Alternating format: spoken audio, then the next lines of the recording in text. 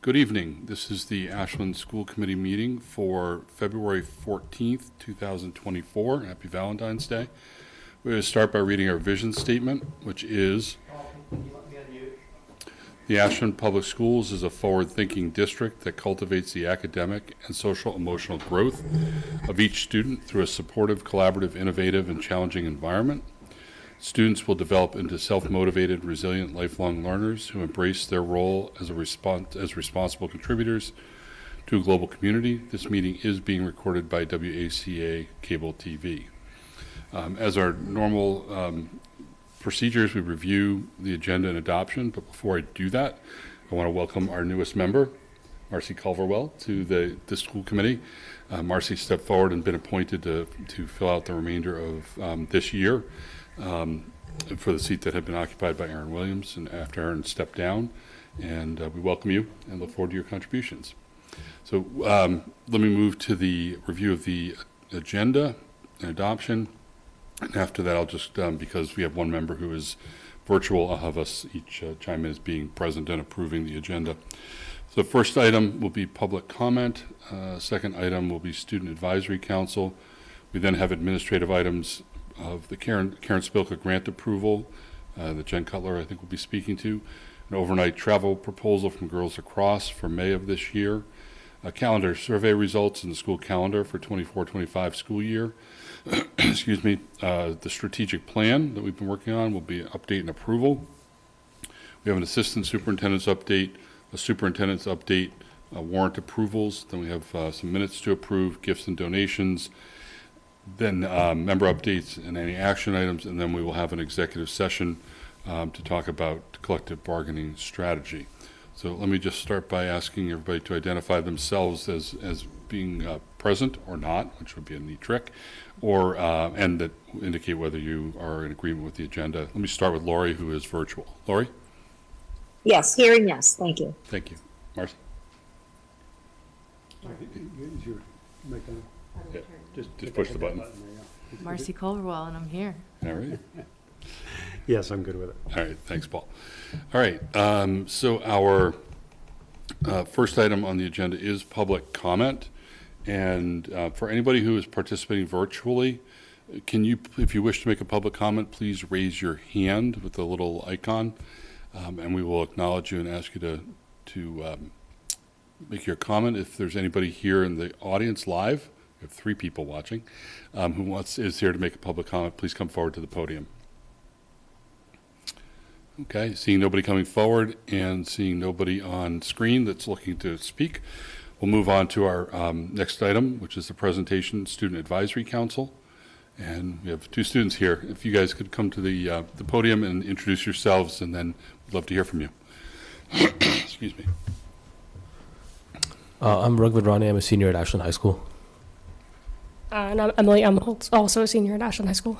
Thank you. So the first thing I'll discuss today is midterm. So from January 23rd to 26th, the students at AHS had their midterms. The midterm exams were appropriately weighted as they had been for the past few years, and the teachers gave ample time and resources to help students study for the midterms. And the wrestling team, or for athletics, the wrestling team won their sectionals this past Saturday for the 3rd time, and they're off to win a state championship this weekend at Wakefield High School. And the last thing I'll discuss is that this week, for the freshmen, sophomores, and juniors have been having class meetings to discuss classes for next year. And in the classrooms, the teachers have been placing recommendations for students to take for the next year. And the new business classes, they've been successful. So these were implemented in AHS this year. Mr. Cadenhead, he's been teaching them really well. And yeah, so they've also had X blocks to learn about potential electives they can take next year related to financial literacy and business. Thank you. So 2 weeks ago, we had our Flag Day ceremony, which was a cultural celebration put on by the CARES team. We had over 30 students and staff participate in the ceremony, where they paraded their country's flag and shared a little bit about their culture. And as part of the celebration, the nutrition staff has made some cultural meals throughout the month, such as food from India and Great Britain, which was pretty cool. And then in April, the student council will be putting on their annual bingo night, which is open to the whole community. And there's going to be prizes from local businesses and restaurants. And that's on Thursday, April 4th. And then the school play is coming up in a few weeks. They're going to be putting on Chicago on the 1st and 2nd of March at 7 p.m. and then the 3rd at 2 p.m. Great. Thank you. Does anybody have any questions for our students? What was your favorite food that you had as part of that cultural thing? I think the bangers and mash was pretty good. What about you?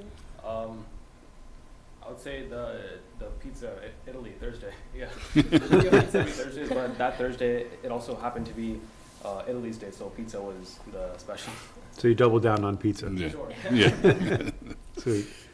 Lori, did you have anything? Here we Thanks, Mark. No, just thank you guys. I wish I was there to eat those yummy things with you. All right, thanks very much, and certainly, you're free to take off. We know you've got lots of studying to do. Thank you for coming in. Okay, and you guys are gonna keep me honest in case I skip over things, which I tend to do. Administrative items, the first one is Karen Spilka grant approval and Jen Cutler. Hi, Jen, how are you? I'm good. How are you? Good. So do you have a Okay. presentation or something you'd like to make on this? I don't have a presentation, but I can just introduce what the grant is and some of the things that we are going to be using it for, if that makes sense. Yeah, please. Okay. So we are extremely lucky to again have Senate President Spilka earmark a specific amount of money towards the mental health of our students. This year, we had a very generous earmark of $100,000. So we are some of the major things that we're going to use this for.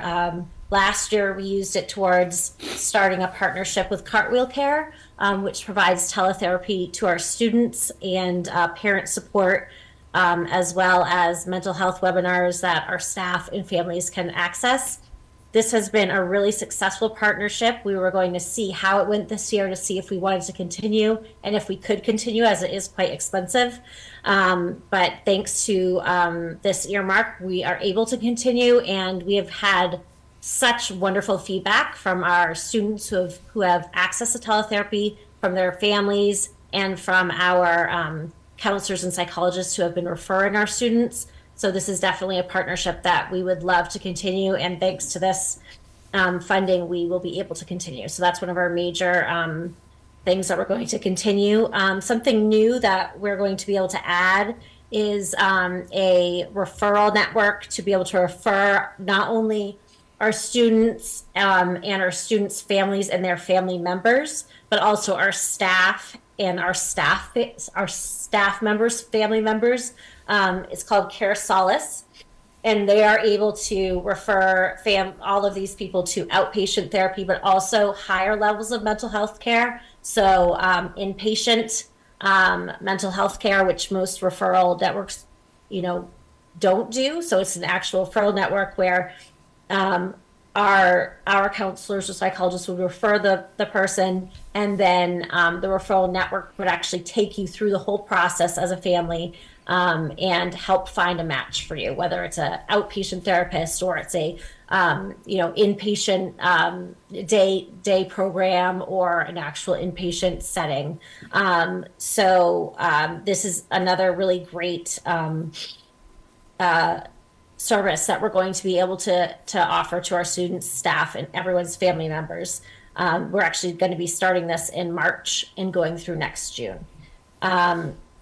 The other major thing that I think that we're already going to be piloting after February break, and we've gotten a lot of excitement from our staff, is we're going to be using a trauma-informed teaching approach that I just got trained in as a trainer, and our goal is to train all of our pre-K to 12 staff. And thanks again to all of this money, we are going to be able to do this.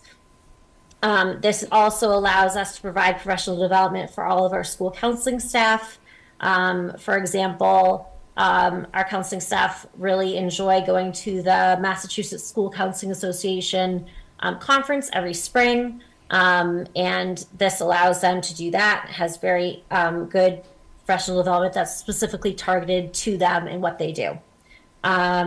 Just this evening, I got an email from Mary Beth Gallant, who is the librarian at the high school, and she actually had an excellent idea. I think she saw what I was presenting about in the school committee agenda, and she said, you know, if there's money, I think it would be great to allocate some of it to provide expanding the mental health fiction and nonfiction offerings at our libraries throughout the district. And I wrote her right back and said, I think that's fantastic. There definitely will be money for that. So I'm definitely going to allocate some to that. And I think it's a great idea. So there will also be money for things like that throughout the district. Questions? Yeah, so any questions, Marcy, Paul, Lori? Jen, this is great. Is it a one-year grant, or? It is. So Okay. actually, we have to use the money by June, Okay. by June 30th of this year. Okay. And we did have it last year as well. Okay. So I do anticipate that, you know, President Smolka is very generous to us and to her other districts. And so, you know, we may get another earmark in another year. But yes, right now this is a 1-year earmark. Great. Thank you. Paul? Hey, so Jen, one of the things I was going to ask is, this is our second year with it, right? Second year with the grant. I think it was 75 last year or something like that, was it? It was, yep. And so you talked about professional development. Are we going to be able to do that PD this year, or, because I mean, obviously, PD time is a precious commodity that is already stretched, and we want to Yeah. do we already want to do more than we have time for, and are we going to be able to do that, or is it a multi-year approach to getting the teachers trained? Yep, so it's definitely a multi-year approach, but the nice thing about it, Paul, is that I already used the funds to become a trainer. So now that I am a trainer, I don't have to, and we'll probably get a couple other people trained this year with the funding. So now we will be able to train our staff, which I always think is a better approach, so that we don't have to keep going out and get it, you know, and having someone not paying to have other people train our staff.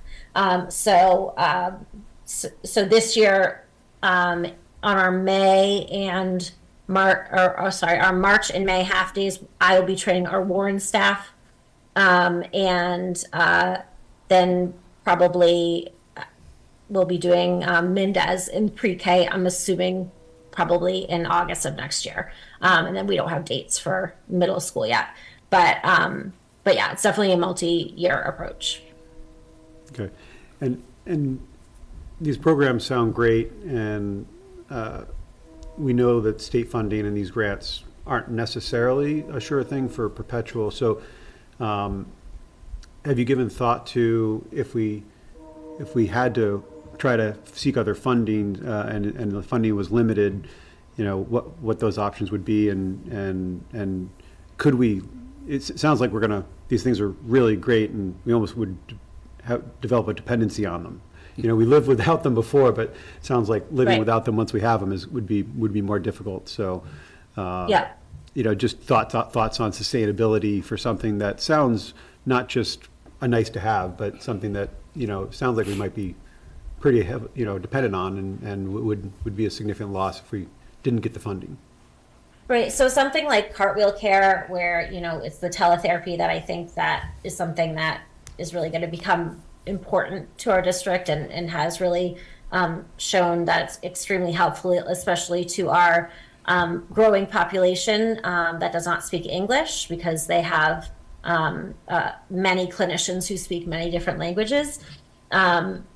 I think I consider that one of those services that you're talking about, Paul. So that this year I was going to, if we didn't have this earmark, which I didn't know we were going to have, I was going to propose that we fold that into our budget. That was going to be one of those items that I asked, and I had talked to Mr. Adams about that. That I asked that, you know, I really think this is important, and I really would like to propose that we put it into our budget. So that would be the type of thing that I would want to put in the future if we did not have grant funding for it. I think it's that important to our population. Yeah, that's perfect. That's exactly what I was talking about, is thinking and having those conversations about, hey, what really we couldn't live without if we needed to either fold it into the budget, find alternative methods, and things like that. But it sounds like you're already thinking about it in that way and prioritizing it and having those conversations, so that's perfect.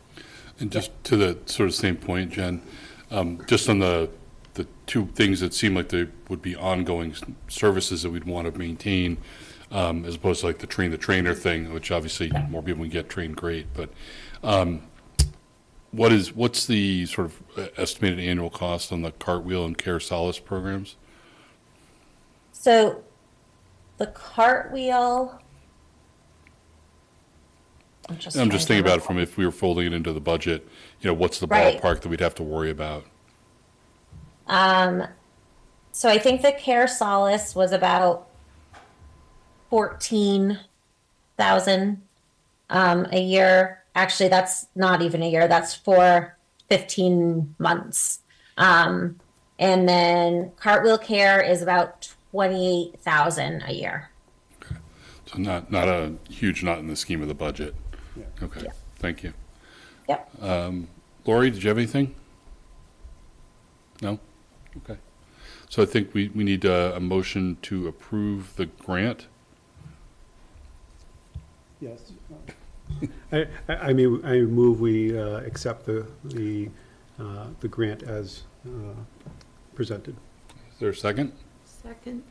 So we'll do roll call just because Lori's remote. Lori? Yes. Marcy? Aye. Paul? Yes. Mark, I as well. Thank you, and certainly, if there's a means by way we can get a thank you out to Senator Spilka, Senate President Spilka, I think that would be a great thing to do because she's done many things to support our community, obviously, as well as the schools specifically. Thank you, Jen. Thank you so much. Next item on the agenda is overnight travel proposal, Girls Across, May 4th and 5th. So, Mark, I'll speak to that quickly because Sure. I think it's important that Coach Blasey, as we've done with our basketball program as well, have the coach come and explain what the purpose of the trip is. I'm totally in favor of the trip. I've looked at it extensively. There is somebody in the room, Jim, who might be able to speak to this. Oh, is there? What's your name? Katie Blasey? Oh, she is there. I Yeah, didn't see. why don't you come up to the great. podium? Thanks. Sorry, Katie. No one told me you were there. I was going to propose waiting until you came. Even her jacket says Coach Katie on it. So. Okay. So why don't you thanks. introduce yourself on the microphone just for Hey, anybody else there who's you go. watching? Hi. Good. So I'm Katie Blasey, the varsity girls lacrosse coach. Welcome. Thanks for coming. Yeah, so just the trip, we are playing a game on Nantucket on Sunday, May 5th. So we're proposing to go the day before to Hyannis, where we can have some team bonding activities, team dinner, spend the night there, and then take the ferry on Sunday morning for both the varsity and the JV girls to play at Nantucket, and then come home Sunday night. Okay, great. And Jim, was there anything you wanted to add to that? I kind of cut you off a little there. No, again, I'm not in the room, so I couldn't tell she was there, so I apologize. That's okay. Yeah, we're having an interesting technology night tonight.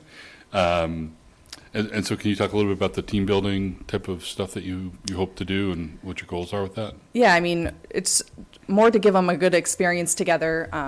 We haven't exactly figured out exactly what we're going to do, but we were thinking of like going down to the beach and playing some kind of like Olympic games, different things just together, non-lacrosse related, just to kind of work together, kind of come together as a team, kind of different partnerships and pairs than you might have on the field, just so everyone can, bond and become together as a team. And this would be both JV and varsity, so it's kind of a way for the whole program to come together.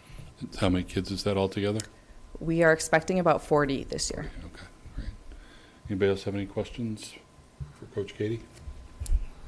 Not for you. I mean, is it a bus down there, and then a ferry? It says. Yes, we would take a bus to Hyannis. The hotel that we have reserved is right next to the ferry, so we can take the ferry, and we don't need any transportation in Hyannis. And then the ferry back, we haven't figured out the way home. There are several parents going, so we need to kind of see how many parents are going, if we can get home that way, or if we need to rent a bus. But Okay, so I'm assuming that'll be done in far enough advance that Kelly and Jim will be comfortable with that. yes.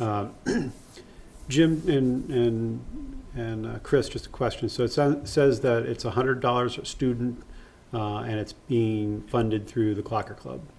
Yeah, so our sub-account right now has about $4,600.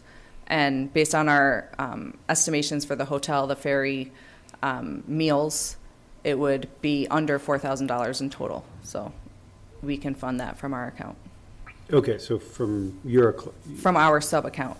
yeah, Yes. so, okay, so from a Clocker Club. Correct. Okay, so maybe update on the formula, because my question was gonna be if it's from the Clocker Club, we probably have to accept those funds then if it's gonna be expended this way, right? Well, I think that's what please correct me if I'm wrong.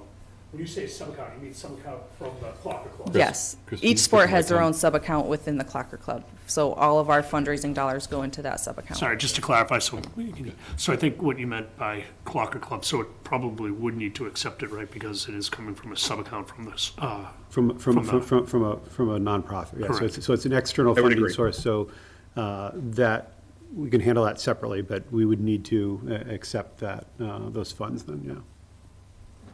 Yeah. I'm not sure if we've been we consistent can about the probably do Clocker that by Club, working but- with my office. So if you want to send myself an email, we can get it on a gift and donations Yeah. after or something to that. Yeah, effect, right? and to Mark's point, we probably just need to be more clear on, because I think we've probably done this in the past and not accepted, but because, same thing we do for any of the AFI grants or things like that, when they come into and expended for the district, we just need to accept it. So nothing you need to worry about. It was more a question, because I saw that it was, so it's good that it said Clocker Club as opposed to just a Right. sub-account, because we do have club accounts that are within the district, and so the funds that come in there, we don't need, if they're fundraising and different things, they get in there differently, but, so. So, Jim, I just had one question for you about the transportation back issue. I'm assuming not, but do we have any policies that we have to be worried about in terms of parent transportation issues or things like that, if that's the way we end up? No. No? Okay. Yeah, so Jim, that's my only concern, is that's Yep. not ironed out, but as long as that's ironed out in enough time where you and Kelly are comfortable with it, that's, Yeah, and I think once the season begins, Katie will have that squared away, for sure. Yes. okay. Do you want to make a motion? Are you okay approving as is, or do you want to make it contingent in some way? I mean, I'll make the motion and say that just contingent on, determining that to the satisfaction of the principal and superintendent. So I would approve the overnight travel for the Rolls Lacrosse teams as presented, pending the resolution of the travel back as approved by the superintendent or principal. Is there a second? Second. Okay. Any further discussion, since I skipped over Lori? Lori, anything you wanted good. to ask or chime in on? I'm good. Okay. Thanks. So calling for the vote, Lori? Aye. And Marcy? Aye. Paul? Aye. And aye for me as well. Thank you. So thank Thanks, you very Kelly. much. Have a good time. Thanks, Katie. Sorry I wasn't there. I didn't see you. All right, next item on the agenda is calendar survey results, school year calendar 24-25 school year. As you know, we do not have a calendar set yet for the 24-25 school year, and typically we have this done in November. But as we've experienced over the past couple of years, with our commitment to honor the diversity within our district, I wanted to make sure that we had a survey sent out to the community to see where folks were, what their thought process was with regard to the calendar and our dates. And I want to be clear, we will go back to when we start, which is that week before Labor Day. Obviously, this year was an anomaly because of the Mendez project. But I want to share some of the survey results and then obviously get feedback from the committee and hopefully get a vote on what our calendar will look like so we can publish that. I know families have been asking about that routinely. They're calling my office saying, when are we going to get a calendar? So hopefully we can get that rectified tonight. So I'm going to just share my screen here, and hopefully this is, nope, that's the wrong one. Sorry. Too many things here open.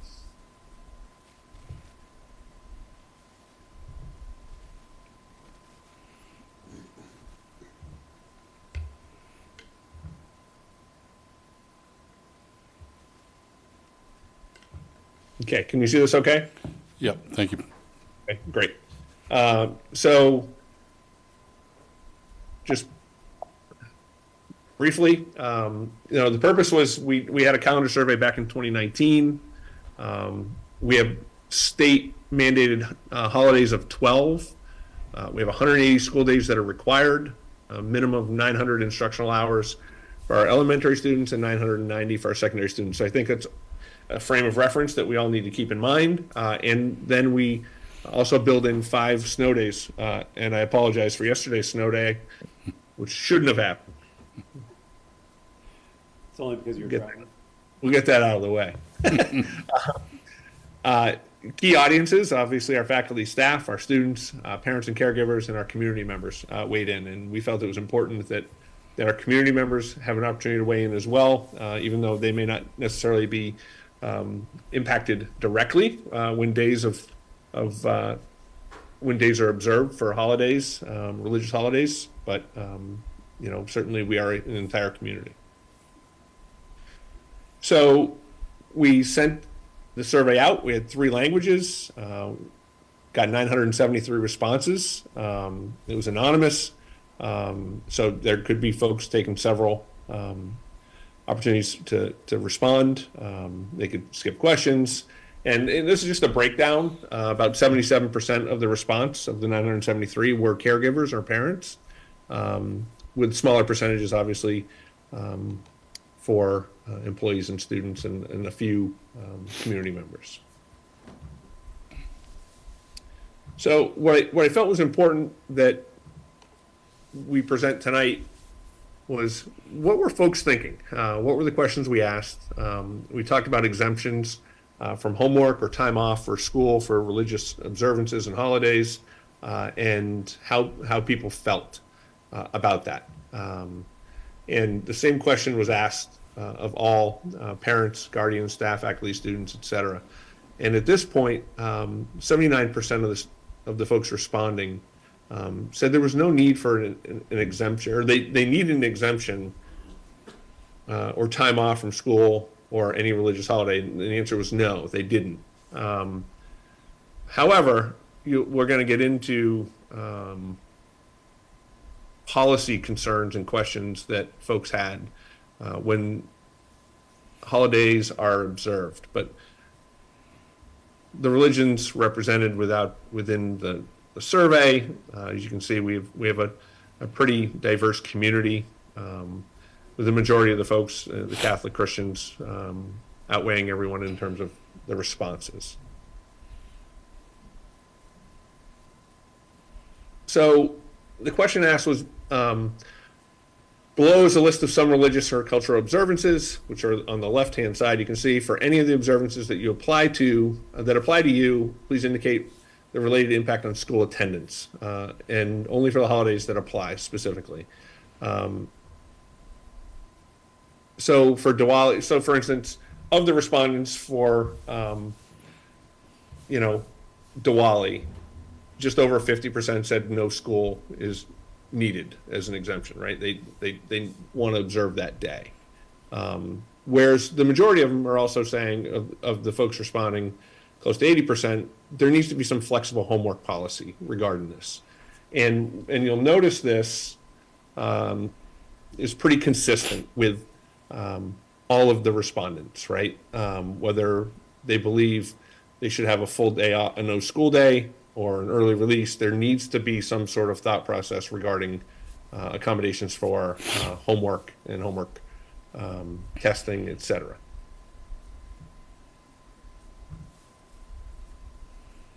And what I was trying to get to was, obviously we have limited time within the school year, and how are folks thinking we need to fit these 180 days in add in the 5 snow days, but then factor into account the state mandated holidays. And what does that do, and what does that look like in our calendar, especially if we're observing and not only recognizing religious holidays, but taking those days off when they fall within the calendar. Not every year do the days fall within the calendar where it impacts a school day. And as you can see, in terms of the colors, maximizing continuity of learning and time was what was most important to folks of the question that here was asked in terms of the honoring diversity, maximizing continuity, and securing the earliest possible last day of school. Can I just ask a question on that, Jim? Yeah, and I don't sure. know if the survey dove into this, but are you able to correlate anything in this chart you've got up there now about the calendar priority to the responses that were received about should school be closed or not closed, and how should we observe things? So what I'm trying to get to is, if there are 20% of the people that say, I need something, how many of them are they still saying, but it's more important for us to have continuity, or are they saying something different? Yeah, Mark, I couldn't disaggregate that data. Okay. It's a great question. We actually, as we presented this within the admin team meeting as well, that question was brought up. And we were trying to actually even break it down even further based on how people responded to what religious observance they were referring to as well. We'd have to dig a lot more deeply into every single question and every response. But that being said, here's how things did shake out in terms of the calendar preference. And there were 4 major pieces of this. So folks were asked, do you want to maintain the non-mandated holidays included in the current calendar? Meaning, are we going to recognize those days on the calendar and observe them as days off when they fall within the school week? Or 2, reduce the non-mandated holidays. So what does that mean, reduce, right? Do we recognize one major holiday per religion if it falls within and how do we determine what that might look like? How do we select the day to observe within the school calendar when it falls during a school week? 3, eliminate all non-mandated holidays. And 4, add non-mandated holidays that are not currently in our calendar. So increase the number of days, if you will, that are observed in terms of days off if they fall within the school week. You'll notice that about 29% said, hey, we need to maintain the current calendar as is. 31.5% said, well, let's think about reducing it. No real answers as to what that means or looks like. And about 37% said eliminate. So it leaves about 3%. Or if you add that with the maintain, honestly, you get about 32%. Folks are saying, maintain and add are pretty similar in my mind. You kind of to the prior point, you'd expect there to be some correlation between those that said eliminate and those that said continuity of education is correct. The highest You would priority. think there's a correlation. And again, I didn't dig more deeply into that to disaggregate that data. But if you want to, we can, certainly. We can try to see if we can pull it out. Unfortunately, when we're using Google forms and surveys, it's not as simple as what we used to do with SurveyMonkey. It had a lot more flexibility in terms of pulling that data based on questions. So, we just wanted to share some of, and I don't want to read all these, and it gets kind of messy when we share this. But the things that folks really talked a lot about was that continuity of learning, especially in the September through November timeframe. When we start school, there are sometimes in September we have 3, 4, 5 holidays that are recognized, and so that continuity of learning is really a challenge. but, again, folks were concerned about childcare. That comment, childcare is tricky for those families when the kids don't have school. We certainly have numerous families who do need to find care when we celebrate, observe, and take those days off. The one piece, a piece that's consistent, is that excusing absences is the far right-hand corner, at least on my screen, not mandating homework and assessments, excuse absences with no homework for people to celebrate non-mandated holidays. So there's this concern of how do we approach this if folks take the time off from a homework and testing perspective. And I want to be gentle with my response. To a certain degree, it's been a challenge even with our Family Reconnect weekends, right? Where there's a sense and a perception and probably a reality where, at least at the high school level, students are burdened with more work than what they might have had traditionally within a week. And there's this either front loading or back loading of testing, assessments, homework that may impact the students because we're celebrating and observing holidays during the day, during the week, if you will. So I want to be, cognizant of that. I think we need to do a better job from a district-wide lens of making sure our educators fully embrace and understand that the purpose isn't to front load and or to back load testing, assessments, and homework. Yeah, I mean, thanks for saying that, Jim, because that's one of the challenges with whatever if we want to try to address any of this is we can say whatever we want, but if we don't do it with any kind of fidelity, because I can tell you with absolute certainty that some teachers just say, okay, I'll have it due on Tuesday. But it's not one day's work. Right. So it's still the same thing you were going to give for them to work over the weekend. You're just going to say, oh, it's not due on Monday, it's due on Tuesday. But that's not, and so we do have that, particularly at the high school. So no matter what we decide to investigate, that will be a concern is we need to do it. So Jim, do you have anything more on the slides? Yeah, I got one more, I think, Mark. I just want to share, where we are in terms of the last days of school currently, right? And that's why, school year 23, these are the last 2 years before this year, because, again, this year's an anomaly based on starting after Labor Day.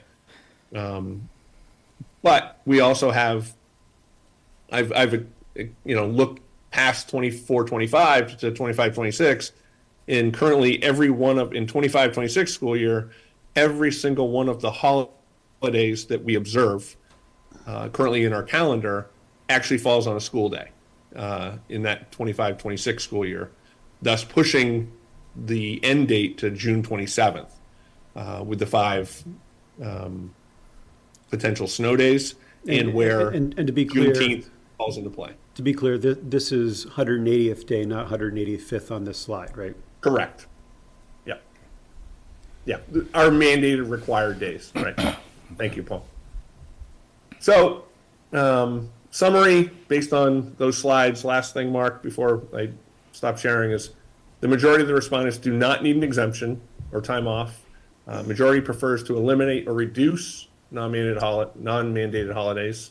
And respondents suggested implementing flexible accommodations, excuse absences or floating holidays, no homework nights, flexible deadlines, et cetera. So that's a challenge, right? Is how do we approach that? And what I'm going to ask this committee to think about first before we look at the options of the calendar, you have to come to a conclusion first and foremost with regard to how are we going to observe religious holidays? Are we going to stick with what we currently are doing, or are we going to modify that? And before I can present one of two options for the school year 24-25, just based on where that December, January break is. That's the first thing we have to know. So I'm going to open it up to you all to have that discussion before I present what the options of the calendars might look like. Okay. Thank you, John. Can I go first, Mark? Yeah, I was going to ask you, Lori, because it looks like you're en route. I'm ready to talk. I'm en route, and usually I'm chairing. I know you have no never get to opinions on talk this first. issue. No, I have a strong opinion on this, and I never get to talk first. Being chair, I usually let everyone else give their opinion.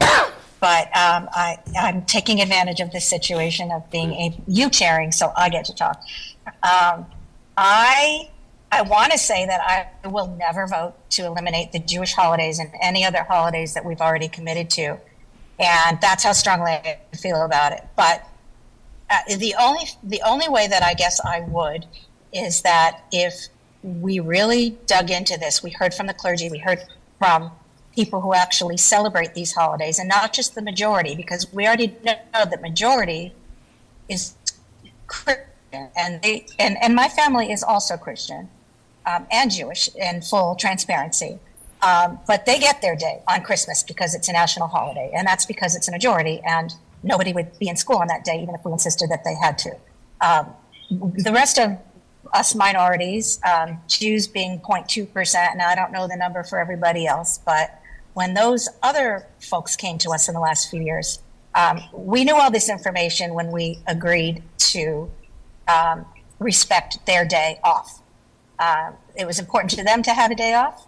I know how holy the Jewish holidays are, and that those people are either not going to be in school on those days, or they're going to be in school because they feel that they've been given an impossible choice because, they're diligent students and they don't want to miss whatever's going on there, regardless of whatever the homework policy is and all that other stuff. So I feel very strongly that we should leave things as they are. One thing that I would consider is, maybe just because of logistics, and we've pretty much gone to the end of how long we can stay in school based on lots of different things, the heat during that time of year, contracts with the union, et cetera, et cetera. I'd be willing to say logistically that maybe we can't add anything else, but nobody has my vote to get rid of these holidays. I don't think Tina feels as strongly about this as I shouldn't speak. I don't know how strongly she feels, but I know when I heard from her today that she wouldn't make the meeting and she can't vote tonight, but her preference is to continue recognizing the holidays that we've agreed to recognize. And, if she has an opportunity to speak for herself in the future, I'll let her do that. But I feel very strongly that out of respect, and I get it, I've been a working parent. I know how tricky it is to handle those days off. I also know that in September, it never feels like we have a full week. But I think respecting people and respecting our community and not just doing it by majority rules, because in that situation, we're not a community and we're not honoring the people who might be in the minority but need to have our respect on these issues. I think it's very important. Maybe we knew, some people say some people have the day off and they don't even know why they're home. Well, if that's true, then maybe we need to do a better job educating people on why they're home. So I'm going to let somebody else give their opinion now, but I will never be voting to get rid of those days. Well, I shouldn't say never. I need to hear from more people. All right, thanks, Lori. Marcia, we give you a nice softball topic for your first meeting. I love a softball. I did research. So I guess the first thing I'll say is good news in September. There's no holidays other than Labor Day, so you get to kick off with a good, solid 4 weeks of school, whether we keep the holidays or not. I looked at the other schools that were in the survey, and Hopkinton and Natick are the only ones that put out their calendars. They also are keeping all of the holidays and have a similar start and end date to the proposal. So, I feel strongly like Lori does, and for a couple of reasons. One being, there's 20% of people in the survey who said they need the day or an excused absence, and particularly at the high school level. Now having a high school student, those kids are going to go to school. I mean, they're going to miss a whole day of things that matter for school, or they're going to miss for their family. And it's just a different, it's a different workload at the high school. So I feel it's not fair to penalize those students or their families to have to make that choice, especially where there's capacity in the calendar to complete the school year in June and start it similarly to others. And I think that, you know, one thing I was curious about when I looked at the survey was how many of the respondents, like, did we break it down by school, which unfortunately we didn't. But either way, I just feel like if I get the holiday off for Christmas and I don't have to make that choice, but my neighbor has to make that choice, I just don't think it's fair to families. I totally understand the child care comment. I have 4 children. I get it. You have to make that choice in June too. If the school year ends early, you're gonna have to look for child care then. So, you know, it's a child care issue no matter which way you slice it. So it's, you know, I'm not inclined to take them out of the calendar. And, you know, I appreciate, Jim, very much you making the comment about holding people accountable for if we were to have excused absences or a homework policy or whatever that is, because while all the good intentions are there, I don't, you know, I'm just speaking from personal experience. I don't think it's quite evidenced yet in practice the way that we all would like it to be.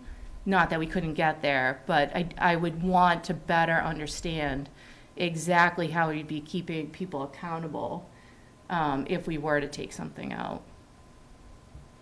Thank you. Paul? Yeah, I mean, I think I'm the one who brings this up every year, but I don't think it'd be, as far as your initial question, Jim, it would be flippant and disrespectful to attempt any changes now, right? So I don't see that as an option. However, I would like us to, because we kind of have the scab we pick every year, and we don't do anything. At least this year, you put out the survey, right? And I take the surveys as a data point to say, should we continue a conversation or have a more comprehensive conversation about something?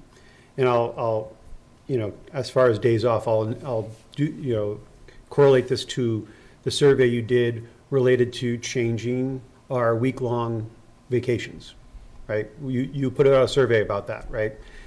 And it was overwhelming, 100% don't ever touch.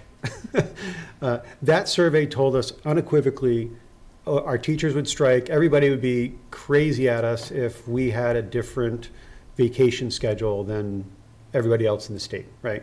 So that survey, that data point was meaningful to say, full stop, that's probably a non-starter, right? Because that was another thing we talked about in the past about why do we go on break, go on another break, and then go on another. We have like these 3 breaks in pretty quick succession, and there's not really needs for it, but to be consistent. So this one, I think it's not enough data to make any kind of decision, and I think it would be flippant and disrespectful to make that. So I'm in full agreement that as of tonight, I think we need to look at our calendar in the 2 permutations you have that maintain the current ones we do have in the calendar.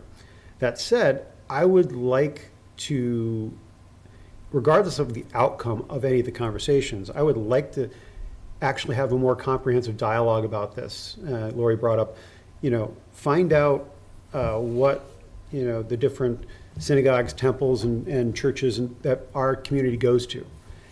Talk to the the leaders and explain to them the considerations we all have and what that means to see, because I can't sit here and say there's so many topics we can go, and we can sit here at the table, we can do our research, and we can act in the best interest of the people, right? Because we do that. I don't feel I can, because I don't know enough about the particular situations and holidays and what they mean, and the ways that the leaders in those groups do. I would love for us to do that and have a more comprehensive conversation about it, because we make assumptions all the time about, hey, this is the way that people feel this is going to be honored. But I'm not as flippant about the fact that my kids come home and I'm like, do you even know what day it is? And they're like, no. Okay. So did we really honor that? Is it better that they would be in school and we don't do anything new? And again, this goes back to, I'll say this, but I'll circle back to, until we can do something with fidelity, I would have pause in implementing it, right? But wouldn't it be better if they were in school learning why their classmates aren't there? Wouldn't that help produce that inclusion, understanding, empathy, reduce potentially all the different, whether it be anti-Semitic or any other type of thing, that we're actually educating them, we're honoring them by teaching the kids and our students and staff why these things are important to them, right? Because was it 3 years ago now? When did we add Eid al-Fitr? 2 years ago? 2 or 3, yeah. And I'm not saying it's right or wrong to do it. I think we did that kind of flippantly because it was a student that came and asked us, right? We added it. And that's great. And I'm not saying we did anything wrong, but what about the next one? Right? We're reaching a capacity where, yes, the dates line up, right? So I want to be clear, the dates in that table that Jim had were the 180th days. If we had 5 snow days, the 185th day would be in the 20s because we still had Juneteenth and stuff in there, right?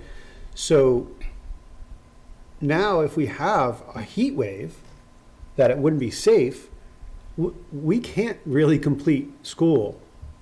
So I don't know that we have much capacity in the calendar, regardless of if it says, hey, we're going to be on the 25th at the latest. Because it depends on where the next 2 days might be a weekend, right? So to me, I'd like to have the more comprehensive, it might come back saying, leave it the way it is.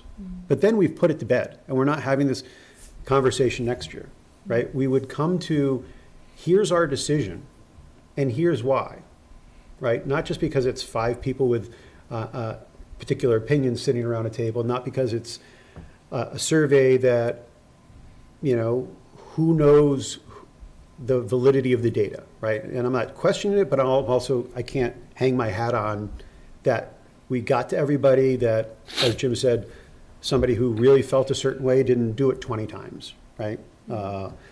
And things like that. So I'm in agreement that we can't do anything today with the holidays.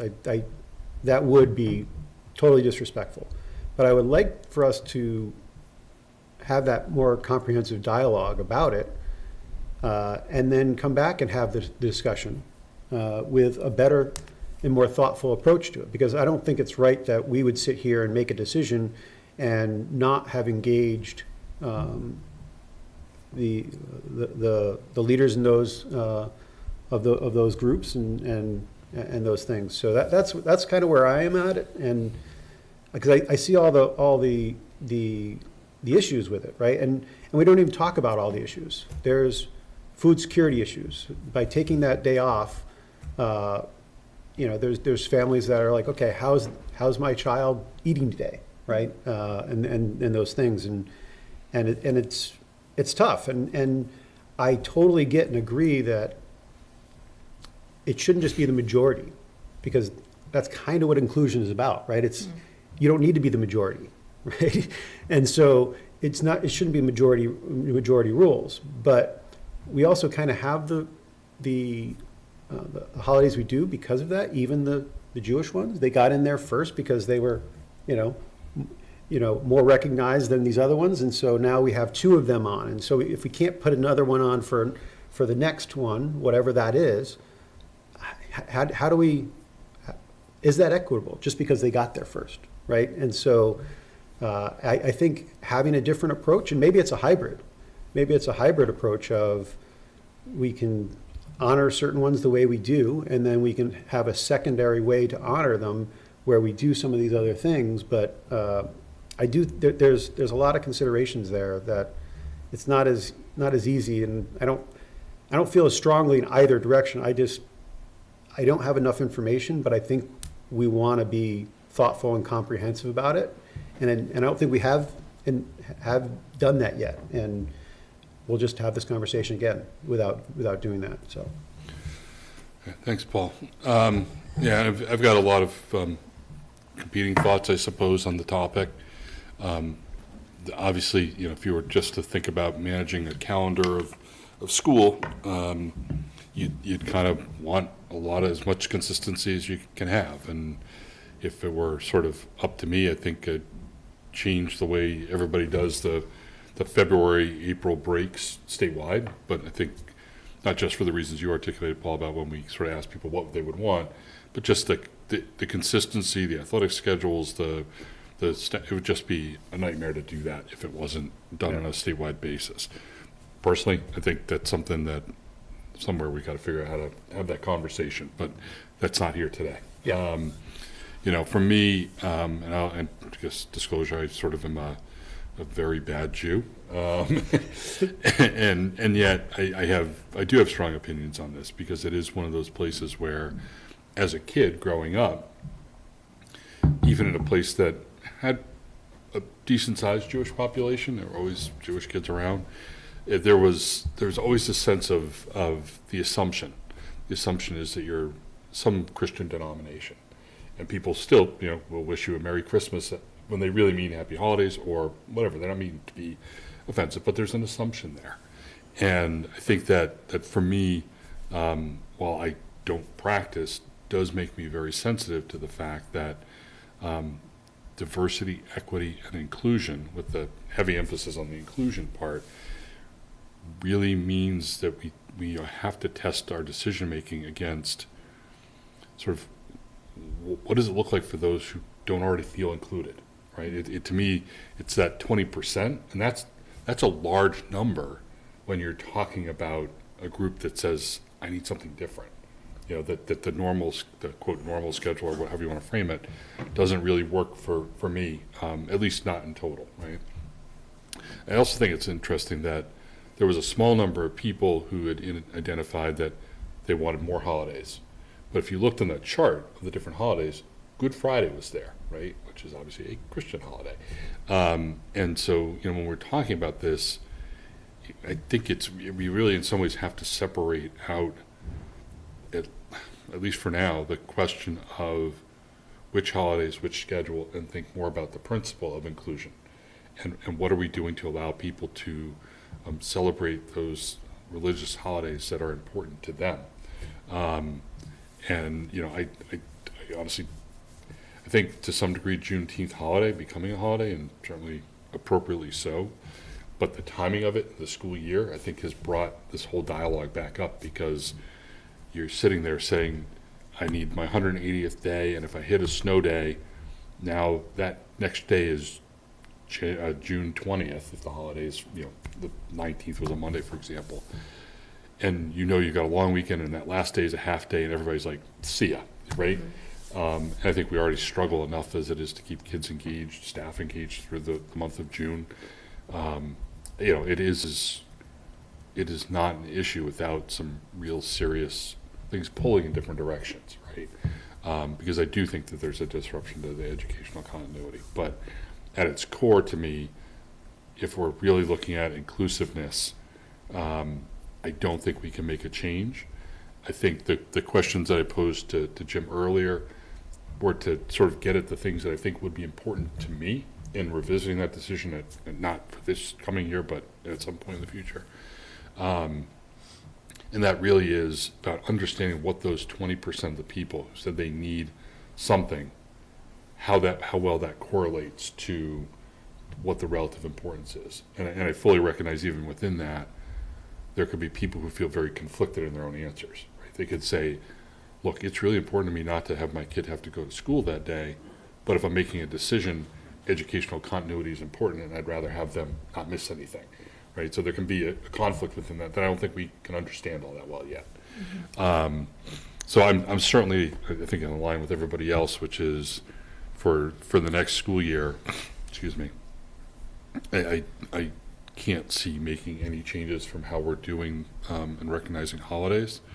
I will say, Paul, I think as much as I would share your desire to kind of, whatever else it is we feel like we need to look into to really get to an end point on it and say, okay, we've done it. I think we have to acknowledge that the world around religious observances is changing, and that there will be pressures that come to us at different times, or whoever sits in these seats, that may make this a more frequent discussion than it has been in the past. You know, and I'm not saying there's much we can do to change that, but you could look at least the survey data and say we should really be talking about adding Good Friday. We're not talking about adding Good Friday, and I don't know what the answer to that would be. You know, nobody's come and said, you know, we really need to do that, but now we have some data. So I won't belabor the point. It seems that we're all in agreement on the holiday issue for the next school year, and that really kind of leads us to the decision we have to make for tonight. I don't want to foreclose anybody from adding anything else, but anybody else have any comments they want to make before we kind of get into let's look at the two different options that Jim put together, presumably looking, Jim, at keeping the holidays the same way. But let me go to Lori, since you're en route again, and I don't know when you're going to get where you're going. Anything else you wanted to add to the discussion? Very soon. No, I think I got my point across. Okay, thanks. Marcy or Paul? Thank you, Mark. Okay. Yeah, I mean, so for me, like I said, the would we have support for at least getting us further along in the conversation? I think the conversation can be almost in perpetuity, right? But I don't know that Feels we. like it already has been. Well, but it's been going around in the same circle, Yeah. you know, and it's been around this table as opposed to a broader Actually, conversation. do you mind if I interrupt you just ask? Jim, I had a vague recollection that on the point that Paul was making earlier about talking to some religious leaders in the area, I had a recollection that was a point that came up before, and you might have done some of that, and I did. Okay, do you want to share anything from that? And It was so long ago, Mark, and I Okay. think, I mean, we're going back to at least 8 years ago. Okay. When I had those conversations, and we've added holidays or religious observances since then. Yeah. And again, I think the complexity of, and I agree with you wholeheartedly, I think Juneteenth is a day that needs to be recognized and observed. It just, where it falls within the calendar makes it a challenge. So it is what it is. So, you know, I think I've gotten the point. I think the two calendars that you need to really focus on were for FY or school year 24-25, we will recognize and observe those as days off within the calendar. It's just, and pulling in our clergy and religious leaders over the next year before we have the next iteration, if you will. Yeah, I think what I'd suggest on that is maybe we have a follow-up conversation on diving into, let's try to think comprehensively about any additional information for the conversation. So What you need. don't run off and do something right away on that yet. No. But I think I'm not going to. at some point in the next month or so, we can Yep. put that on the agenda. So Paul, let me come back to you because I cut you off. Yeah, no, I think what you said is, I agree with that. Just, I don't think we can put a pin in that tonight. I just threw it out there, so I don't expect to be able. I used the word comprehensive. We couldn't even, if we wanted to, tell Jim what comprehensive That's my point, yeah. meant tonight anyway. So I think that's fine. And like I said, it might lead us to saying, you know what, this is the way to do it. But we've answered it to the best of our ability, right? I don't have no predilection on what that might lead to, right? I don't know. I want to know, right? So. There was one other point I just wanted to put out there that it really echoes some things that you've both of, I think, have already said about sort of the question of what are we doing, and are we doing with fidelity around particularly the high school. And to me, I agree with those. I think those are legitimate concerns. It also points out the work that still has to be done in terms of really appreciating the importance of religious observances and quite frankly, ordinary policy around family reconnect weekends that are not religious. But I think that's really important, you know, for us to sort of move backwards from where we are, and we're trying to create an inclusive environment. and we know that we still have some more basic things of just getting people on board with what we expect to support that effort, to sort of, I won't say throw in the towel, but kind of back off of it, to me would be problematic. But that'll be my last word for myself. And to me, if we couldn't do it, if we didn't have confidence we could do it with any kind of fidelity and do it well, then we're not respecting, we're disrespecting. Yeah. Right. And that's so. And I think that of the two things as separate but related. Right. We want to have the answer to what we would like to do, and then can we do it? Yeah. And that goes here. You know, say we could hit the button and say, "Hey, Christmas isn't a mandated holiday." You'd then go to the next level. Can we do it? Yeah. And the answer is probably not. We probably couldn't staff the buildings, right? But, you know, we get to that point, and for the same reason is, hey, if we decide we have an option B to do this, and then we decide we figure out, well, I don't think we didn't have confidence we could do it.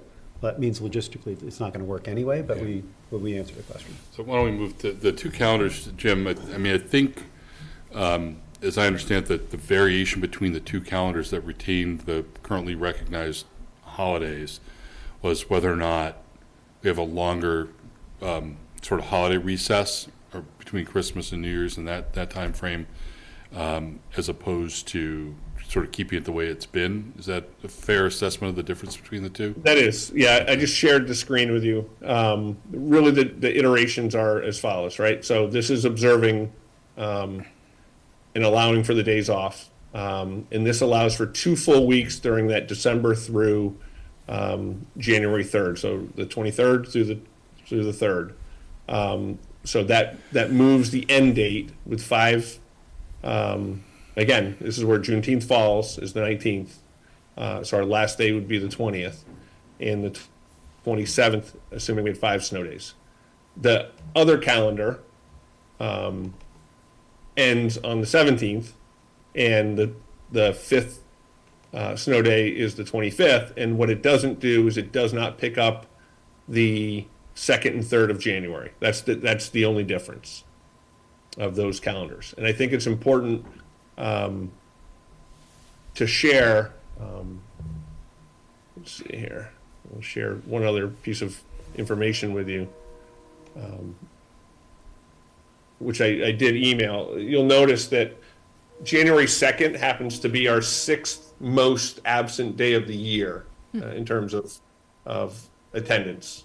And if these dates I'm sharing with you are all back up to holidays, all back up to vacations for the most part. And, you know, that's a pretty interesting statistic. I just wanted you to have it before you make any decisions.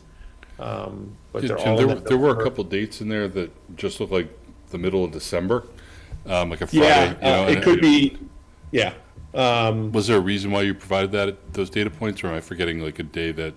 Well, those are just the dates. Okay. I'd have to go back and look exactly why the 14th and 15th were. Okay. But I'm just telling you, this is based on last year's, information that we currently have. All right. So it seems, I mean, for always make 20. changes, but generally speaking, we're talking about two variations. Yep. An option, one calendar that has a longer break around the holidays and New Year's, Correct. and another one that does not. Correct. And so, anybody want to? And Jim, just because I heard you mention the dates, the one Yep. that goes through the 3rd, it's Yep. the 16th and 24th, right? Are the 180th and 185th days? No, it would be the 20th and 27th. Okay, so That's option 4. it's option 4. Okay, Yep. sorry, I brought up the wrong option here. And option 3 is the one that does not go all the way through the 3rd. We come back to school the 2nd and the 3rd.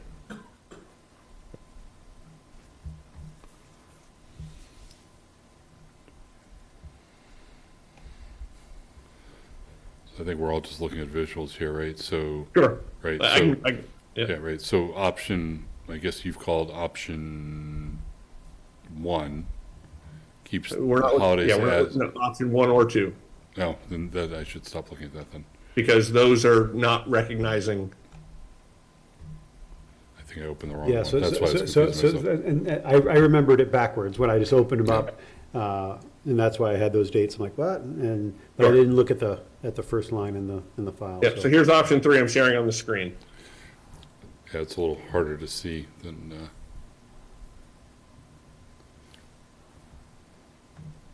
Yeah, so option you'll 3 is notice- 17th and 25th, right?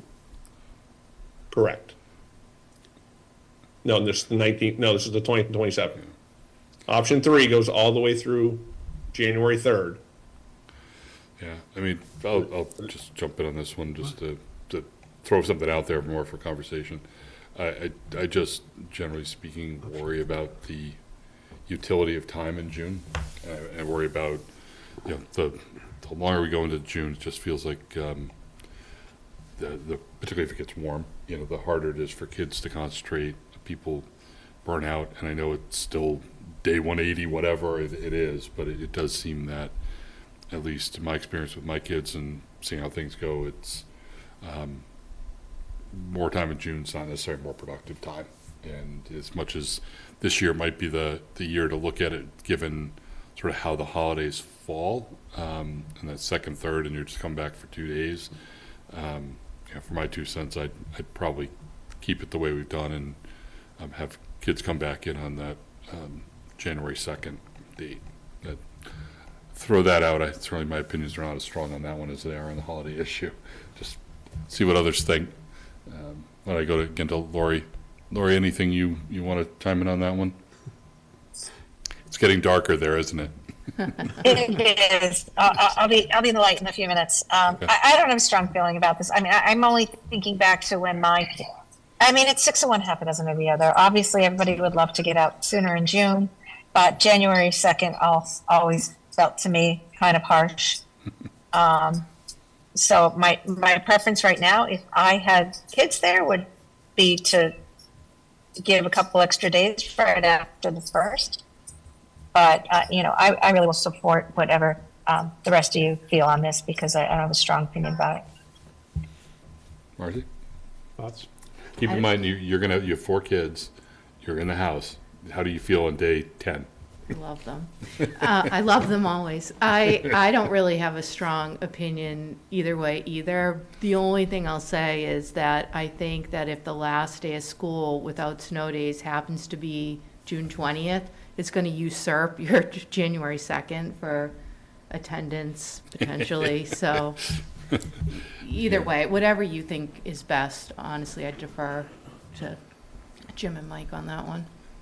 Any thoughts, Yeah, Paul? well, I mean, I think this option's on there because of me, right, Jim? Because I'm always the one who says it's ridiculous to come back on the 2nd when the 1st is an overnight holiday, so you didn't even go to sleep until the 1st, right? And then so it basically precludes if you are spending that time with your family that's not, close by. So if you're talking about family time, that just strikes me as absurd, but it also strikes me absurd at looking at a calendar that potentially has a end date of the 27th of June. So I'm conflicted because I do have strong feelings on both of those accounts. I think it's absurd to come back on the 2nd, and I think it's equally absurd to be literally within 1 day, because if it's not the 27th, it's the 30th. We have one day of wiggle room if we happen to have a day where we can't have school because it's 95 degrees and just, a tremendous heat wave in the end of June, which it could be, right? So, and to your point, I mean, partly we're not, those days in June aren't very valuable because if we're ending the 2nd week in June, then June's, we're already winding down. If we scheduled to the 27th, I think the first couple, weeks would be generally more productive, but the heat could play into that too, right? It would be, even if we had good days, like take the beginning of this school year, right? You're winding up and you're not as productive, but if that happened to be in the prime of a of a contiguous, normal week, you'd be less productive because of the heat. So I as much as I want to add the second and third, I don't think I can, for all the reasons. And because I think I would be hypocritical talking about a concern with pushing the calendar being where it is and then add to somewhat arbitrary days. So let's see if Jim or Mike have any input on it from a sort of, what really works best from an educational perspective, and if there's stuff we're not thinking about. So Mike and I are in different courts on this, so let's be clear there. So so we got more split down the middle. Okay. Yeah, no. So you're dealing with the end of June no matter Friday? what, right? Whether it's the 20th or the 23rd or the 25th, 27th, it doesn't matter, right? Those 2 days, I think, are insignificant in the overall sense of what you're asking, Mark. That being said, I think we will see a tremendous, because of the way the holidays fall. The second and third will usurp all days out. They're not coming back. Families are going to take an opportunity to go and leave on December 26th. December no, 20th. they're going to leave December 20th. Yeah, 26th. They're going to leave December 20th, that Friday, and they're not going to come back until the 4th of January. You're going to get, Yeah, 14, almost 15 days potentially for families to go away. yeah. The way this falls, it sucks because we're taking the It's just 23rd what it off is. because we would never Right. take the 23rd off, but it's Right. a Monday. That's and what's we'd gonna be- happen. And we'd be doing a half day the next day, right? So we're taking it off for that reason. It doesn't matter to me one way or the other. I don't think from an educational standpoint, the 25th or the 27th matter, Mark. Okay. It's whatever you feel comfortable with, and I think all your points are valid on both sides. I just need a calendar. Yeah, I was just saying, so let's get a motion here. Well, let's Sorry, yeah, let's hear Mike, Mike. you're on the other side, sorry, thank you.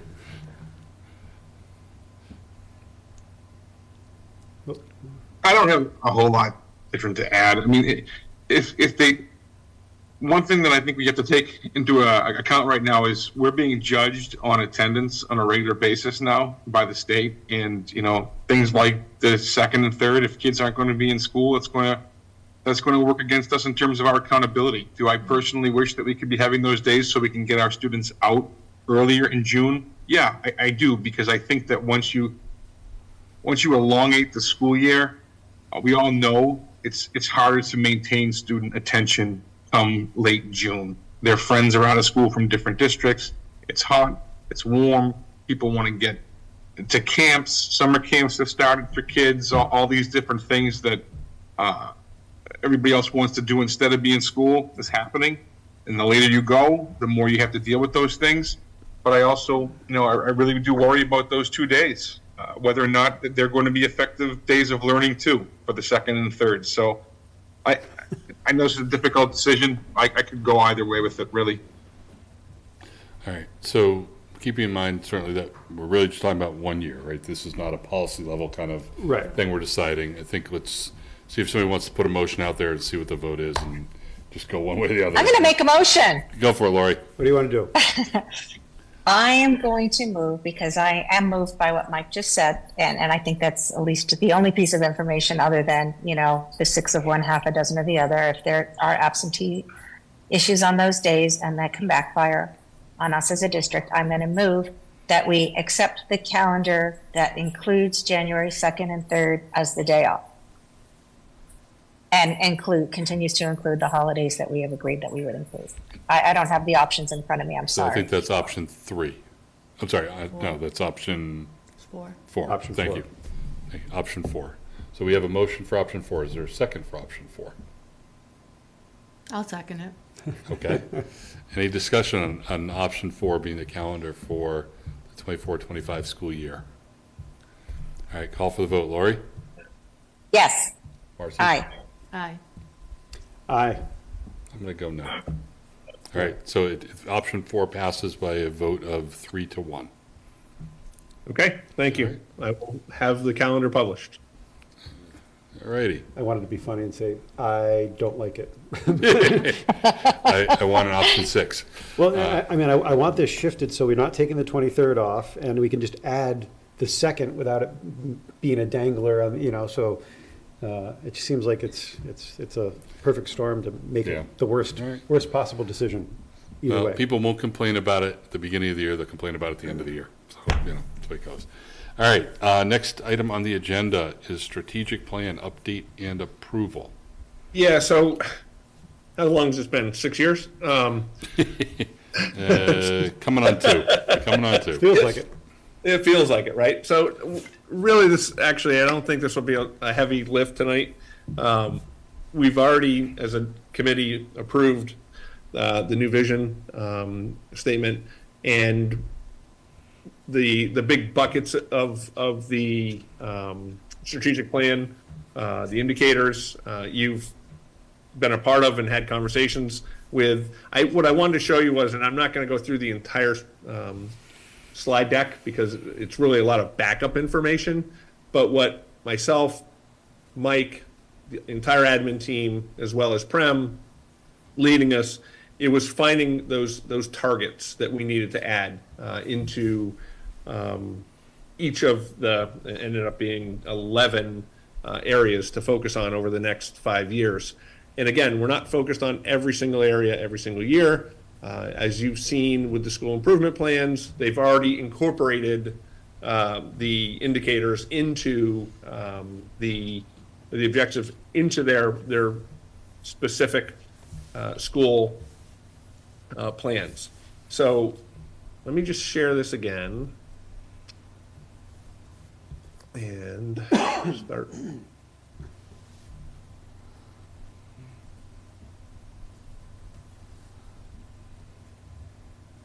Okay, go back to the front. Okay. Is this okay? Is it big enough? Yeah. Okay, great, thanks. So this was the APS vision statement that we agreed upon. And again, part of it is I want to get this entire thing approved so we can start using this statement that the committee had agreed to quite some time ago. And I just included it in this deck tonight just as a way of showing this is what you had worked through. So important to understand indicators and strategic and operational. The strategic ones are the most impactful things we're going to do over the next 5 years.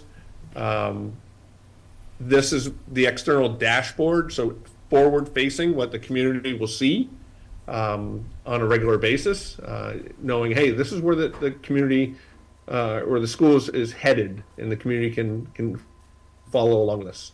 The operational indicators are more internal, that we're looking at the data that comes in and identifying, okay, how does it relate to the strategic indicators? Are there warning signs that we need to be paying attention to? This isn't something that would be forward facing, if you will, but something we might be monitoring on a daily or a weekly basis. I'll give a prime example when we're talking about absenteeism and chronic absenteeism. We might be looking at that information daily, but we're not going to publish that out to the community on a daily basis. We're going to be looking at that data internally and then see how it translates to the strategic indicator of overall absenteeism, if you will. Does that make sense for these two? These are the terms Prem's been using with us for quite some time. I just wanted to, keep it simple. You're ready. Good with that? Okay. Yep, we're all good, Jim. Okay, great. I can't see you with this up. I'm Yep, sorry. understood. Okay. So here are the indicators and what we identified as targets. And I want to be clear, not every one of these indicators has a target yet, partly because we've got to identify what that looks like. And I'll get to that in the next page.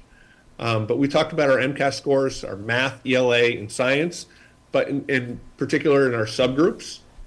So we now have clear-cut goals, right? So APS will target greater than or equal to 65% student proficiency in ELA, math, and science. Student growth will target a growth of 62% for ELA and math over a 5-year window. As you know, student growth, 50% means students are growing at a 1-year clip each year. subgroups, identifying specific subgroups, right? And seeing how we can increase how well they're performing. Student attendance, dropout rates. These are very specific indicators and the targets that go with them. Student participation rates. This is something, that we're struggling with, right? So what does it really mean to participate? It's not just about advanced coursework.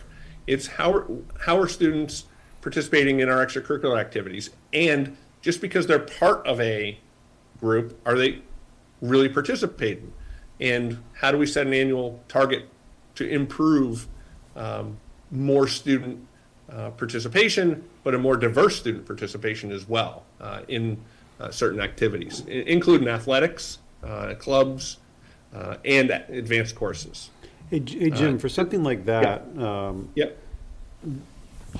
I probably sound like a broken record on a lot of these things. Like, how do we know and define a good target for something like that, right? Yeah. So we can't, right? So that's where that second bullet, Paul, we will examine and set an annual target. So we've got to actually figure that out. That's why it's not. That's why we're not really focused on that in the current year in terms of school improvement plans in the district. Yeah, you have to figure out your method for getting Correct. a baseline that you can then That is correct. measure Yep. afterwards what Yep. impact whatever you did had. But That's right. But even if we do that, I don't know if there's an external body that can tell us what normal or good is or bad is, Yeah, right? we don't. For something like that. I wish I could give you that answer. We know it's something we really want to focus on, and we've got to come together as an admin team to really break that down more concretely. So just to You that. make a good point. We had the same exact conversation, to be honest with you. Yeah, my mic's Sorry, on. Mark. No, sorry, I just wanted to be clear. So for the 5-year period, are you measuring from this current year we're in or the next, like starting in the fall? It will depend, Marcy. It's a great question, right? Okay. It's a 5-year window for all of these indicators. Okay, However, not all of the indicators will start in 2023. got it, okay. Because we have to identify, like to that point that Paul was just making about participation rates. We might have data for 2023, but what does that really look like? There might be a 3-year window that we're looking at that information. So maybe we can add a column to this going forward, like what period, like what academic year you're in? Correct. Okay, Yep. Yeah, we will actually have a column eventually that shows all of our targets. Did we And meet your them? stoplight, yeah. Did we not meet them? Yeah. okay. Yep, we will have that. We'll have a dashboard that actually shows how close we are to meeting. The one thing that we've really talked a lot about was because we have indicators, you can't be afraid to say we're not meeting them, right? Or adjusting them based on the data that's in front of you, based on a variety of factors. These might be high achieving, high level goals that we want to accomplish, but we may not get there, and we may have to pivot at times. So that's something that we think these are reasonable and achievable. But I'll tell you right now, APS like number 2, chronic absenteeism. That's a real concern using data even from 2022 moving forward. This year's data is ugly, as much as we're trying to work through how we're working with families on the discussion that how important school is and to be in school. We may be, the department sets a goal for us, and we may never hit that goal. And I think that's happening in many other districts. Doesn't mean we shouldn't try to. So discipline rates, reducing our out-of-school discipline, especially for our high-needs population. Jim, Access. Can you talk about that one? A 1% reduction in out-of-school suspensions for high-needs population sounds like a weak number if you had 100 of them, and all you're trying to do is cut it to 99. So Right. is there a little context perhaps for that Sure. one that you Ready? can I'm gonna- offer? Yeah, I'm gonna move forward in the slides then, okay, Mark? Sure. So let me just give you, a background here. This is, in your packet, you'll notice the data that we use to help determine what our targets are, okay? Yeah, And I didn't want to go through them all. There's 60, 50, 30 slides here. yeah. So, but to your point for number 5, I just wanted to shoot forward to that because you were talking about student discipline. So as we're looking at the data from the state, right? We're looking at all of our students who are disciplined, in school, out of school suspensions, and you'll notice part of that low income, students with disabilities and high needs, the number 4% of the 600, right? So we're trying to reduce it to that 1%. So a reduction of 1%, which is significant in terms of the number. Right. So you're reducing a percentage, you're taking, Yes. you're reducing it by this percentage point, you're not reducing. Right. Okay. Right. Yeah, yeah, it's probably just the Correct. verbiage that's used to Yep. explain the indicator, that's all. Yep. Okay, thank you. So that's why, this information will be present as well. We'll publish it because then folks can go back and look, okay, here's why they're looking at this specifically. Right. And it Yeah. So to comes Mark's directly point, from the state. let's figure out a way to phrase that so we're not somebody's not thinking, oh, you had 100, you just got to stop one and you meet this. That'd be a. That'd be Yeah, kind it's of a 1% reduction in the percentage Out of of school students, of high needs population students that are being suspended, I think. Well, you're reducing your current suspension rate by a quarter, is what you're doing, because you have a 4%. You want to bring it down by 1, that's a So quarter. that may be a better way to say it, 25% reduction in.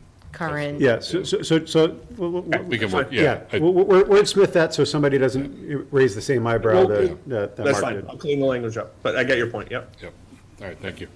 Yep. And I'll just go back to that. Again, school climate, we've talked a lot about it. Using certain metrics that Jen Cutler's talked a little bit about. We still have information from the Metro West Adolescent Health Survey we don't have yet for 2024. So there are components of this that will certainly be implemented in the future. Family engagement data, again, what does that mean? Just because we have families participate in whether it's our EL nights or parent-teacher conferences, we've got to figure out how to capture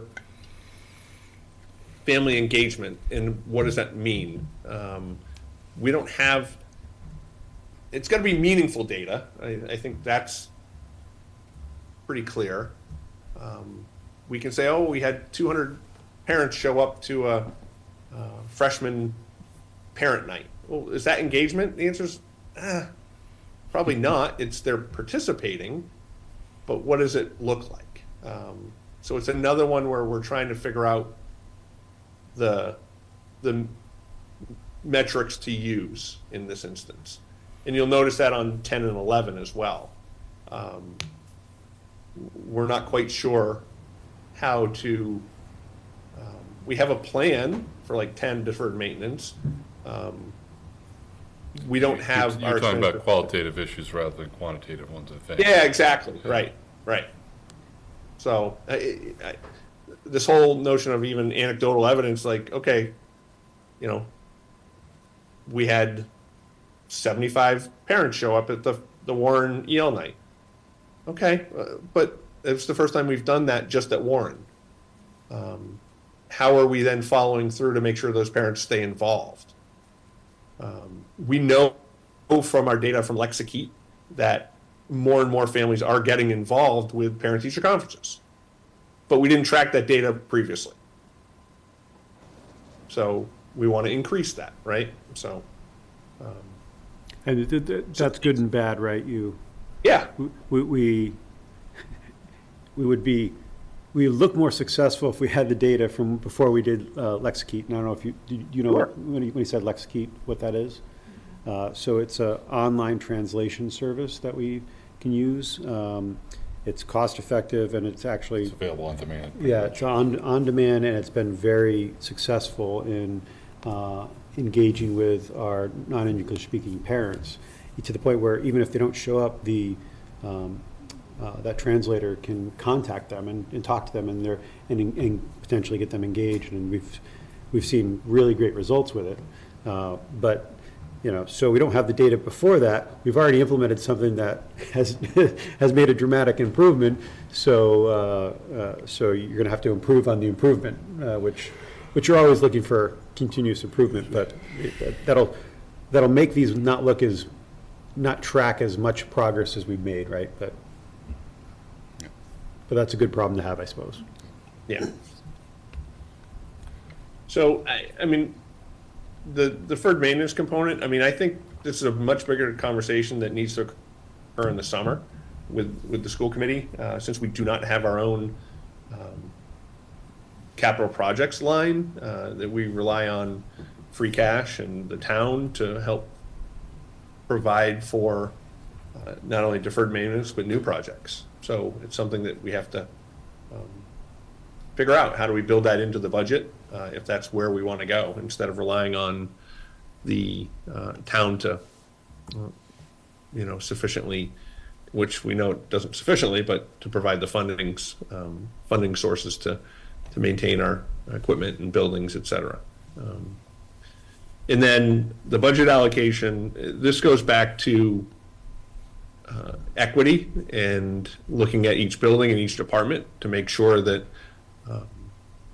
the needs of those departments and buildings are being met based on the students in front of them. Not just, and I'll use that prime example where we've always had the school choice funding, and we break it out based on basically population size. So the high school gets more school choice funding each year than Warren and Mendez does. Is it fair? Is it the only way that we are evaluating distributing those funds right now? Yeah. But there has to be a better way to do that. And again, it's about conversation with not only the school committee, but admin team to identify proper metrics to do that. I've started breaking down the budget by building, so you can basically break down per pupil cost, what's it cost to educate a student at the high school versus Warren and Mendez. But is that really the approach we want to be taking? Looking at it from an equity lens is something that we need to do. So those are, and those are the strategic indicators that we're focused on. And I think what I'm looking for is that the committee, again, formally, vote on the vision statement, but the indicators and targets as presented, and then we will come back at least, now it's February, probably April, and then I think we need to do it 2 or 3 times throughout the year and set those dates by the school committee in the summer workshop and say, okay, we want updates on these targets twice a year. And be consistent, so that becomes part of the agenda that the school committee puts forth. Is, hey, we need the targets on these 3 items. We're going to get some of those, because at the end of the year, when the buildings present their school improvement plans, they will certainly talk about some of this stuff. All right, so the idea here is that we're going to sort of formally complete the process of the approval of our strategic plan. Yep. And so what we need is just a motion to approve the strategic plan as presented, and that is inclusive of the indicators, the strategies, et cetera, that you have outlined. And the change recommended clarifying language, yes, Okay, for the 25%, 1%, yep. okay. Or if you have, Yeah, I mean, I think that there are some things, obviously, you've talked about the indicators that are not, like, you still need to figure some things out. yeah, yep, To me, that's, I don't know, that's the final 0.5%, it's Yep. important, but it's, the plan is, I think, the part that we want to adopt, and the indicators that we're going to measure by, the exact terminology of those indicators, in some places needs, some more work for you guys to figure out what you want that target to be. Yep. So with that, are there any dialogue, or are we ready to just go to a motion? Let me start. Any questions for Jim on this? Marcy, Paul? Yeah, I mean, and I think just a motion to approve it without any qualifications, because there's a bunch of TBD things, right? And this is a living document, so Yep. Any substantive changes because you're not going to know it until you get into it, that, hey, we need to pivot, and that pivot, if it's substantive, we'll discuss and approve and things like that. So yeah, I don't even think we need to worry about that language, because things need to be updated in there anyway, right? Lori, anything from you? No, I'm sitting here thinking it would only be Marcy that might have questions, because we've been like knee deep in this for a couple of years. We've had multiple workshops, and we've had Prem working with us, and we went through all of the exercises to even get. Yeah. I was going to So, joke earlier so- that she wants to adjust the vision statement. I'm good. If you want to get killed at your first meeting by your colleagues, it's a, go No, back I to- actually think it's very well laid out and thoughtful, and I already, gave Jim my one nit edit, so I'm good. I'll learn as I But you're go. not going to share that with us? No, I mean, he already fixed it. There's nothing to And we didn't even notice. How's that? All right, is there a motion? motion. I would love to make this motion Go for it, Lori. to accept the strategic plan as presented. Is there a second? Second. All right, Lori, taking the vote. Yes, aye. Marcy, Aye. Paul. Aye. Aye for me. We have a strategic plan. Woo! Thank you. Only 18 months after we targeted, but that's okay. It's good. Right. It's a good plan. We always It's a good said one. we want to get it right, not done That's right. fast. And I think did. a lot of the work's been going on anyway. All right, Assistant Superintendent's update. Michael. I'll be very quick since we've talked a lot. We have got some professional development that's going to be happening on March 15th, so we're planning for that right now. We're working with a consultant that's going to go into Pitaway to talk about some social emotional learning and some responsive classroom techniques for our preschool teachers. Pete is working closely with the S3 team still in terms of looking at our data assessment teams and how we're improving that process. And Jenna and her staff have had some more meetings with our Adaptive X program in terms of our culturally responsive teaching practices. I also just wanted to quickly point out that the Ashland Middle School drama production is coming in late February, on February 29th and March 2nd. The Miraculous Journey of Edward Tulane is being put on by a group of talented actors and actresses from the Ashland Middle School. And we're also working closely with Brittany right now to talk about how we can implement some professional development for our entire team regarding the new IEP process that is being implemented in the state. So lots going on in our world, but it's all positive. Great. Thanks, Mike. Jim? I've got nothing more than what we've talked about tonight. Two pretty heavy lifts tonight, so I really appreciate the attention to detail that folks that had. The next thing up for us is our budget, obviously, and a budget workshop on Saturday, March 16th. So let's make sure everybody's got that in their calendar. I'm looking myself, and no, I do not. Yes, I do. Do you have a time frame for that, Jim? Usually we start around 8:30 and go to 12. Oh, it's great. That's like a nice half a day. Yeah. All right. Yeah. Actually, Jim, I know I've got it in my calendar, but can we ask Gretchen to send out like a calendar invite? Sure can. With a specific start time. We're going to be in room 5, most likely? In the activity room, yep. Yeah, okay. Yep. Or do you want to be in Mendez? Yeah. Is there new? You know what? Maybe. Yeah, it could be at Mendez. Yeah, wherever it is, we just maybe get Yeah. calendar invites, everybody's got That'd be it. nice. We'll do it. Well, I mean, you know, if we, the CAF there, you're going to have a lot better. Yep. I just don't, I don't know with basketball and things like that, how many people are around and so. Yep. In terms of Alrighty. noise. So- Paul. We can always go in the music room too. Yep, 100%. Okay. All right, warrant approvals, Paul? Yes, hold on one second. Let me get back to that.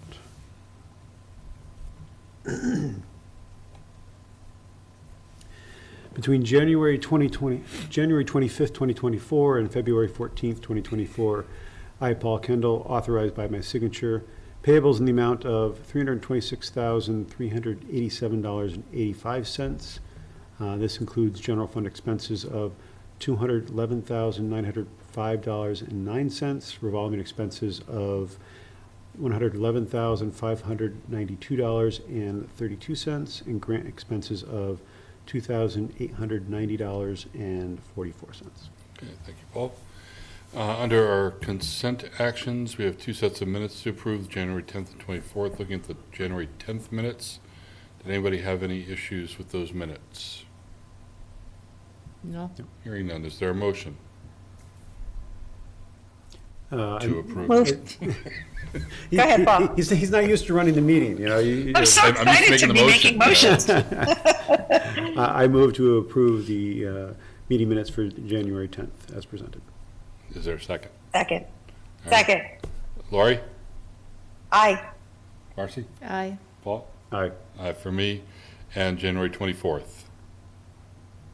Hearing nothing, can I have a motion to approve the minutes for January 24th? So moved. And do I have a second? Second. Second. Marcy? And so Lori? Aye. Marcy? Aye. Paul? Aye. And aye for me as well. Jim, do we have any gifts and donations? We do. HS Student Council for $488.88 for a purchase of one commercial vacuum cleaner for the HS custodial staff. HS Student Council, $74.97 for purchase 72 small calculators for the math department. Planet Aid, $402.50, miscellaneous gifts and donations. Alliance Energy, $500 to support math and science programs at the Warren School. Ohio Pile Prints, $61.33 for miscellaneous gifts and donations. And then Wait, $362 donation to AshPac for a grand total of $1,889.68. Thank you. Can I have a motion to accept the gifts and donations as presented? So moved. Is there a second? Second. For the vote, Lori? Aye. Marcy? Aye. Paul? Aye. And aye for me. We are to member updates. Let's start with our virtual participant, Lori. I have nothing to add this time. Thank you. All right, Marcy, anything? Nothing to add. How about you were appointed? I was appointed. There you go. All right. So, Paul? I'm sure there's something I'll probably forget, but as it relates to Mendez, kind of the cool thing about having the new school and things like that, we have taken 2 districts on tours that are in their feasibility stages of an MSBA project. We've done the Reading Public Schools and Southborough Public Schools, who are both in that educational visioning section of the feasibility stage. So, and I'm sure we'll have some more. Great. And I'm not sure there's other things I'm Sure, there's forgetting, but nothing. The only thing I'll share is, so as I've mentioned in the past, the high school site council has been talking about the issue of weighted grading versus unweighted grading. I think that's becoming part of the community knowledge that people are talking about that. There was a survey sent out to students. There's a survey, or at least an opportunity, there are listening sessions kind of thing.